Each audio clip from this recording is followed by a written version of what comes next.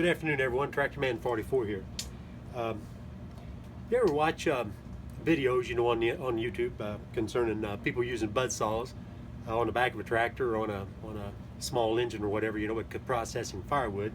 Sometimes you see some of the old boys having a little bit of trouble making their blade cut, or it cuts real slow, or sometimes the belt jumps off. That can be attributed to a lot of things, like belt tensioning, alignment, things of that nature. But so many times. It appears that some fellows have to crowd the saw. By crowding, I mean they really have to push pretty hard on that chunk of wood, be it a sawmill slab or a limb off of a tree, tree branch, whatever. They really have to crowd or push pretty hard into that saw to get it to cut. Sometimes on smaller engines, you can kind of hear the engines bog down, and all that. But that's kind of going to give you an idea of what the heck's going on there. I got a couple of blades here, and we're going to look at some teeth, the condition of some teeth. This one here came off of a fairly recent purchase, of an old saw. You can tell by the mark of the hub here on the center. Rust is quite fresh. But anyway, just take a look and just look how misshapen these teeth are. If you can focus close enough, you can see angles are just all odd in every direction. The hook angle and everything is just way off. There's just not anything about this blade is conducive to a good cut. Gullets are really shallow. The gullets themselves are misshaped pretty bad. It kind of looks like somebody tried grinding with an angle grinder or something, possibly, but probably just a file, just a square file of sorts, trying to cut that gullet down deeper. You've got to have a certain degree of a gullet in there, because you have to have somewhere for the sawdust to kind of be stored for just a few seconds till it shoots out the other side of the log. But anyway, you can just see how horrible these teeth are. Just absolutely terrible. You can imagine if you tried sawing with this one here without doing some preliminary sharpening and teeth reshaping, you can see what kind of trouble you would have. This one here is a 26-inch. Came off a pretty small saw. But and on the other hand, I've got a little bit of a larger blade here. This one here is a 31-inch. Is going to give you a pretty good example too of how not to shape these teeth. Look at the angle of this tooth, and look at the angle of this tooth and this tooth. They're just entirely going the wrong direction. There's just nothing good about this at all. This blade actually is just ruined. You can't use this one ever again because there's major cracks in the actual surface of the blade. Right here, there's a 2.5-inch crack. You can't see it on the video there, but this becomes an item for some painter to paint a scenic picture on. But at any rate, the point of the story is to talk about the gullets and the shapes of the teeth. There's virtually no gullet here at all, and it too is just really badly misshapen. Somebody trying to clean it up with some kind of a file or some kind of a grinder, but they didn't do it much any good at all, especially concerning the angle of the teeth. You can imagine what's going to happen when this tooth here is trying to go through the wood with this portion of the tooth back here ahead or leading the actual part of the tooth that does the cutting. Not too good at all. Well, at any rate, and this, like I said, is a 31-inch. It's a much larger blade. But at any rate, not too long ago, I was over at a cousin of mine's house, and he told me he did a little side job for an old timer out in the country, and the old timer told him, he said, "Hey man, I got a saw blade you can take home and have your wife paint a picture on if you want." And he said, "If you want, you can have it." So anyway, my cousin went ahead and took it, but I was down at his house, and he said, told me the story a little bit, and said, "Hey, you got any need for that saw blade?" He said, "I hate to see a pretty nice blade get painted on." He said, "Come take a look at it." And I said, "Heck yeah, man, let's go." So we went out and looked at it in his shop, and I said, "You better believe I can put this thing to use." So he gave the cotton picker to me. So what we have here is a perfect opportunity to take a look at a brand new blade. Now again, I don't have any idea how old this is. These other ones down here are 60, 80 years old or whatever. This one here is probably at least 30 or 40 years old. But I have no way of knowing. I have no idea what manufacturer this is. There's no markings that I can find on it. But at any rate, just the old timer's word that he bought it years ago and put it on the shelf and never did install it. But anyway, just take a look at the shape of what this manufacturer, what they done. Look at the depth of that gullet. It's very important to have that depth of gullet. And then look at the angles of the teeth.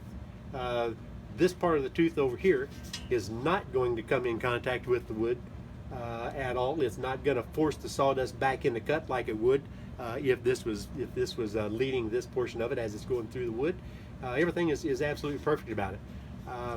It's great, and so this is a really good example of what you need to do or what you need to attempt to do when you got a real badly shapen blade such as those other two.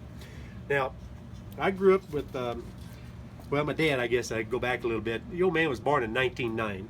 You know, they didn't have a whole lot. They was farmers. Consequently, I was raised on the farm too. Me and my brothers, sisters, and everything. They didn't have the resources, or we didn't have the resources. Something broke down, you know, or wore out. We just had to make do. Had to figure out what to do to make it go, make it work, whatever. And that's the way my dad come up. And he learned from old blacksmiths. He learned from other old timers, you know, in this neck of the woods. And we were fortunate enough for him to pass some of that information on down to us guys. Now, I was youngest of all the kids, so I spent a lot of time with him. And no such thing as daycare back then. But anyway, I've been working around these old cardwood saws since I was 9 years old, you know, and even probably younger than that. So I've been around with him many years, and many thousands of sawmill slabs going through these and tree limbs. But at any rate, first thing the old man would do before we would take a saw off the saw rig, let me show you a mark on the back, or some marks on the back side of this blade. I took the liberty of putting them on there. First thing he'd do is, before we take it off the arbor, he'd take a soapstone like this. Occasionally he had a piece of tool steel that was sharpened to a point, like an awl, but tool steel. And what he would do is he would kind of get to one of the worst shaped gullets, and he would clamp it on the saw rig to where we could rotate that blade, or as you shut the tractor off and it's coasting to a stop, he would just slowly index that high-speed steel cutter right up to the point of the lowest gullet, so that we could put a mark around the radius of the blade for when you're cutting the new gullets, how far in to go. Okay, now that's going to actually be called, I think it's going to be called the gullet radius, and that's going to be a given distance from the center of the arbor all the way to the depth of the gullet. As you can tell, you know, manufacturers, they're going to make them all the same, so you want to try to do the same thing. But that's the first thing you would do. Then we go ahead and take it off, we bring it into the shop, and if you take a look here, the next thing you do, lay it down on the workbench, grab a straight edge, and he would go to the tip of one tooth, direct across the arbor bore to an opposing tooth on the other side, draw a line, straight across it. And then go to the next tooth, same thing, all the way around the entire perimeter of the saw. Then the next thing he would do, or the blade, the next thing he would do would be to take a square, and he would mark it 45-degree angle right off of that line. And I don't know, this one here is not quite 45, this is actually 60, so it kind of gives you an idea that that things are different. I don't know where my dad come up with that 45 degree. That's what he always used. I think it's simply because he had a handy 45-degree square, and but it works fine. I've done several blades like that, many blades like that actually. It works fine, and that's what I do. But this one here is about 60 degrees. But at any rate, you got to remember, you know, with the wood we're using off of a saw blade like this, we're not building a fiddle. We ain't building pianos. We certainly don't have to tune the equipment that comes off of this saw blade, simply because we are producing firewood. You know, we don't really care. As long as we make little pieces out of big pieces and do it quick and efficiently, that's what we care about. And the angles that the old man told me and taught me and showed me, and that I've used subsequently, work just fine. But at any rate, we get that angle on there, and again, on every line all the way around the perimeter. That's exactly what we do, and that would get us our gullet angle. Then the next thing he would do, he would decide what angle we needed to come off of that mark right there, and mark radial lines all the way across to the tip of, well, I should have started up here, come all the way across to the tip of one of these teeth. Like this mark here is going to come up to this point. Okay, so this line here actually comes all the way up to here. All right, now that doesn't make a whole lot of sense now. The marks look really weird, you know, because there's a ton of them everywhere, but believe me, it'll make sense whenever you go to do this. If everybody looking at this video more than likely is familiar with chainsaws. Now, if you do, some manufacturers like Stihl in particular, on the tail end of their teeth, they have what's called the witness mark.